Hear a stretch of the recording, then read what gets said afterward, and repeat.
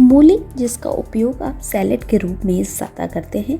मूली जो कि हमारे स्वास्थ्य के लिए काफ़ी लाभदायक होते हैं। इसमें विटामिन और कई सारे ऐसे तत्व पाए जाते हैं जो हमारे स्किन को और हमारी बॉडी को हेल्दी बनाते हैं। लेकिन क्या आप जानते हैं, जहां इसके कई सारे फायदे होते हैं तो वहीं इसके नुकसान भी होते हैं। तो आज इस वीडियो में हम आपको बताएंगे कि मूली के कौन कौन से नुकसान होते हैं। इसका ज्यादा सेवन करने से पेट दर्द की समस्या हो सकती है। मूली के साथ काले चने का सेवन करने से बचें। दूध पीने के तुरंत बाद मूली का सेवन ना करें। मछली के साथ मूली का सेवन नहीं करना चाहिए, इससे शरीर पर नकारात्मक प्रभाव पड़ता है। मूली का ज्यादा मात्रा में सेवन करने से भूख की कमी, गले में दर्द, ऐंठन की समस्या हो सकती है। गर्भवती महिलाओं को मूली का सेवन करने से बचना चाहिए। फिलहाल के लिए इस वीडियो में इतना ही। ऐसी ही तमाम जानकारियों के लिए चैनल को सब्सक्राइब करना ना भूलें।